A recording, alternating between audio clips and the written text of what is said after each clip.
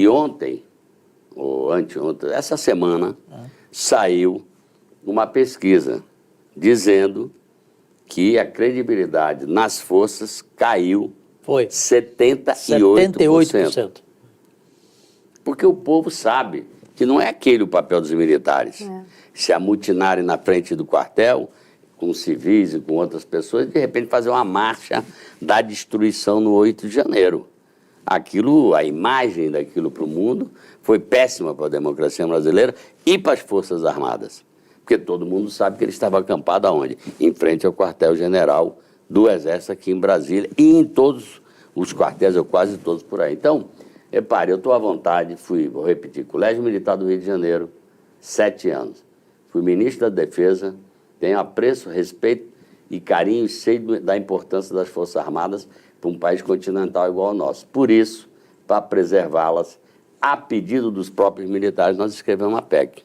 E que eu tenho certeza que vai entrar e nós vamos votar essa PEC. Perfeito. Eu tive a honra realmente de fazer esse relatório com todo carinho e não deixei... pra caramba. Apanhei, mas não deixei de te ouvir hora nenhuma sobre o relatório. Leila, querida. Aproveitar esse momento que nós estamos falando sobre a questão das forças, a questão do 8 de janeiro, essa questão do debate sobre a anistia.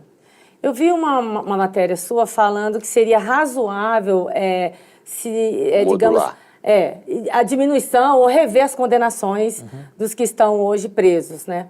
Eu pergunto a você, como é que seria, que sugestão nesse caso? Porque, assim, como é que a gente consegue colocar ali o grau de complexidade e de participação de cada condenado? Como é que a gente vai poder pensar revendo as condenações e, de repente, diminuindo essas condenações? Deixa eu deixar bem claro uma coisa. As penas, né? Totalmente contrário à chamada anistia. Sim. Certo.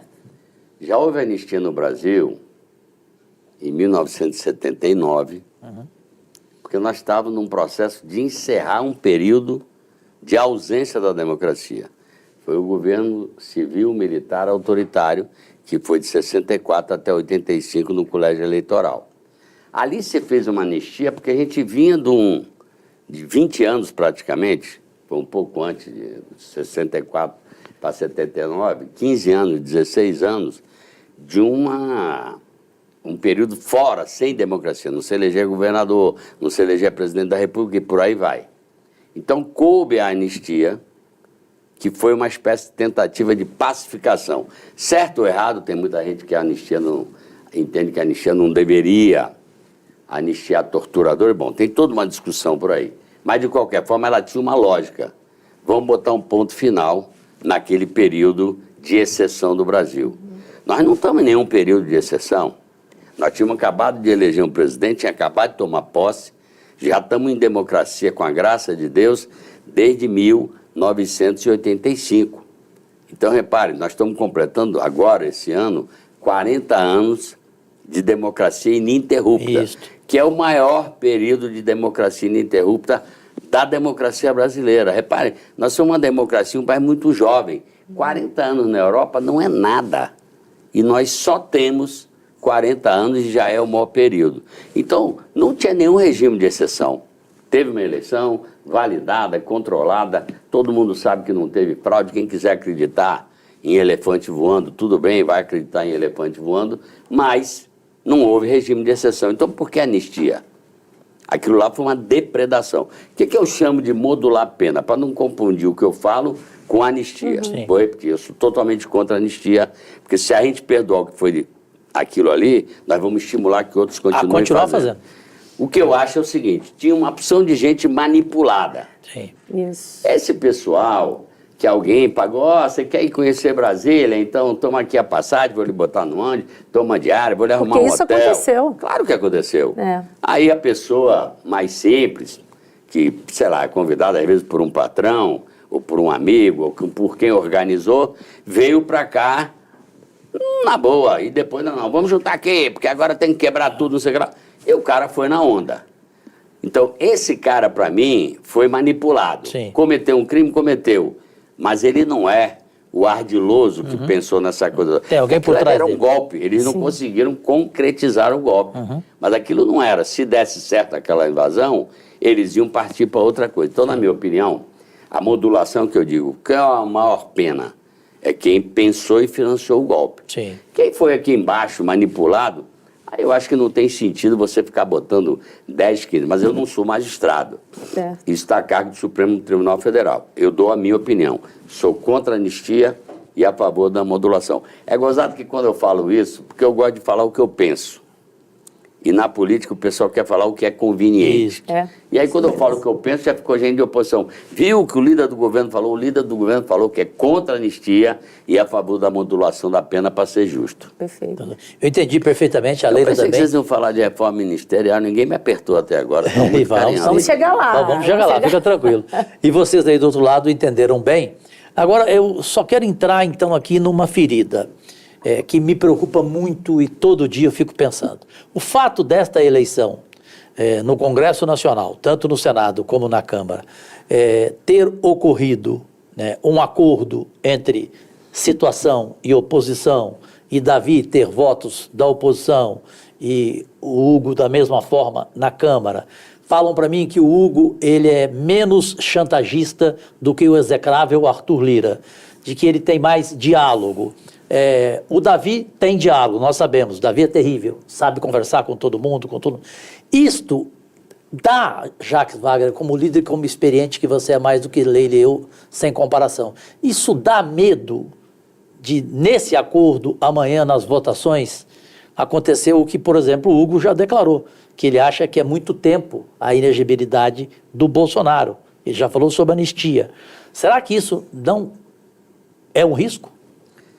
Olha, eu pessoalmente acho bom que tenha havido uma eleição nas duas casas, vou chamar assim, por um consenso ou por uma ampla maioria, porque tivemos 2 outros candidatos no Senado e teve também, acho que 1 ou 2 candidatos na Câmara, mas foi uma ampla maioria, 444. Não dá nem para comparar. E do lado de cá, acho que foi 73. Por que eu acho bom? Porque eu acho, Leila e Cajuru e vocês que estão nos acompanhando, que o presidente da Câmara e o presidente do Senado, eles têm que ser magistrado.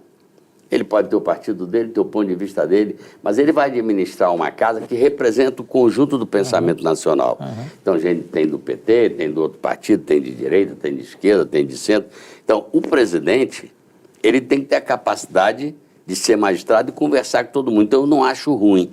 Agora, combinado sai barato. Sim.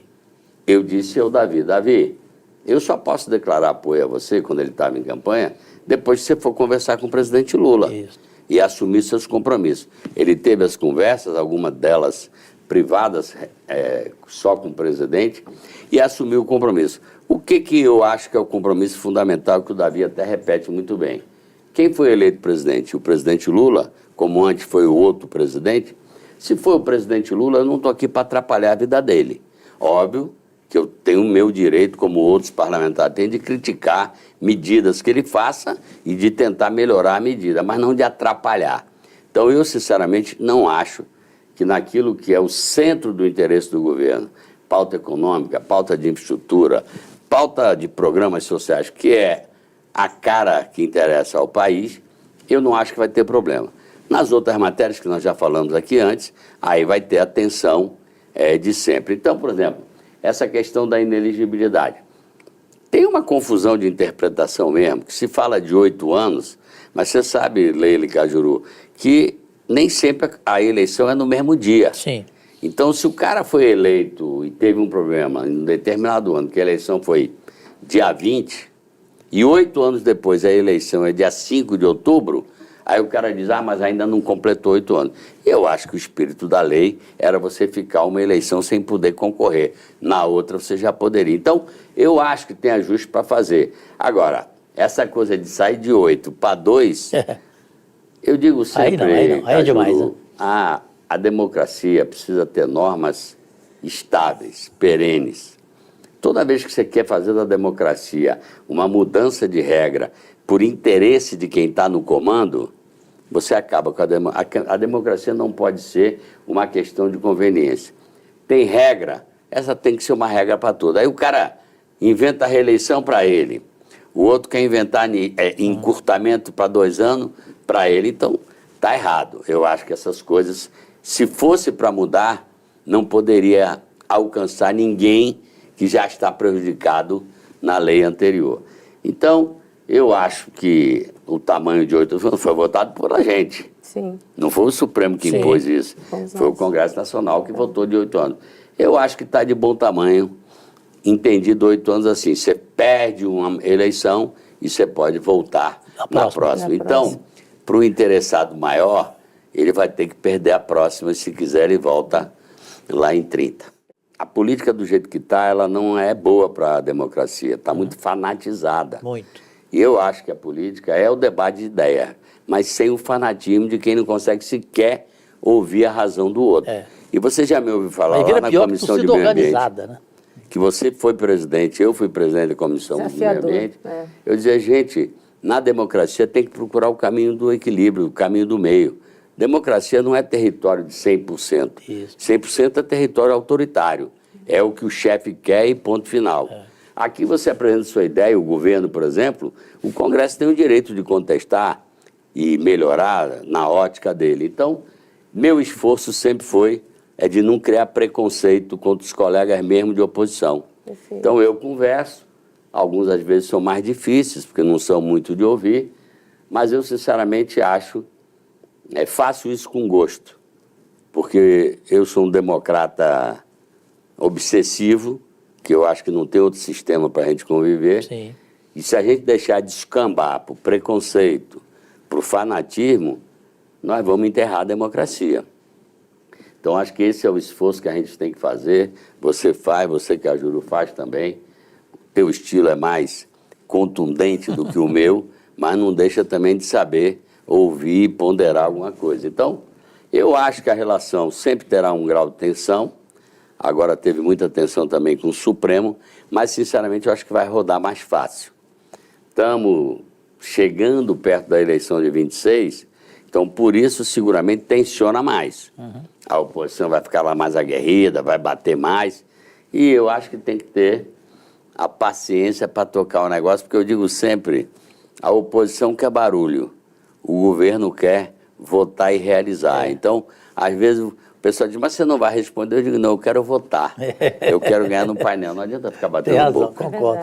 Bom, Jacques Wagner, líder do governo no Congresso Nacional, já que você entrou nessa parte, na boa pergunta que a Leila fez, você já usou aqui a palavra militar. Ele é autor da PEC dos militares. E eu tive a honra de ser escolhido por ti para ser o relator. Já apresentei o relatório. No começo, a polêmica foi terrível. Eu apanhei pra caramba. Hoje parece que está mais calmo. Eu gostaria que você explicasse às brasileiras e brasileiros, nossas únicas vossas excelências, o que significa a PEC dos militares, na verdade, e se você crê que ela vai entrar na pauta como prioridade neste primeiro semestre. Então, Cajuru, foi até bom você tocar nesse tema, porque, de novo, sem preconceito.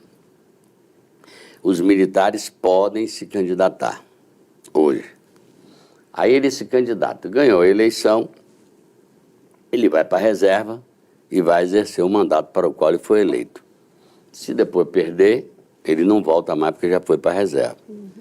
Só que hoje, o militar se candidata. Quando ele não ganha a eleição, ele volta para o corpo das Forças Armadas. Vamos ser francos, alguém que foi candidato hoje vai tentar se preparar para ser candidato daqui a 4 anos. Então ele vai voltar para dentro da tropa. E eu fui Colégio Militar do Rio de Janeiro e fui ministro da Defesa. O ambiente militar, seja do Exército, Marinha Aeronáutica ou das polícias militares, é um ambiente onde a hierarquia e a disciplina são fundamentais. Sim. Alguém que foi candidato vai voltar para dizer sim ou não. Vai voltar e continuar militando na política, que é um direito dele. Essa PEC, na verdade, Cajuru, foi um diálogo nosso, quer dizer, meu, de Otto, de outros, com o ministro Múcio e com os 3 comandantes militares. E essa é uma PEC que corresponde ao sentimento do comando militar e ao sentimento de quem está na ativa. Quem está na reserva é diferente, porque já não é alcançado, por isso que pode ser candidato em qualquer momento. Então não tem nenhum cerceamento. A única coisa é que a pessoa tem que fazer uma opção. Eu quero entrar na vida política. Ok, você vai pegar a aposentadoria proporcional, isso tudo a gente tem que ajeitar na regulamentação, mas vou insistir com vossas excelências, como diz aqui o Cajuru, que essa PEC foi uma demanda da própria estrutura das Forças Armadas. Eu assinei como líder do governo, pedi a você para ser o relator. Por quê? Porque depois do episódio 8 de janeiro de 2023, que na minha opinião é inadmissível, aquela depredação que fizeram na presidência do Congresso e do Supremo Tribunal Federal, os próprios militares querem mandar um recado.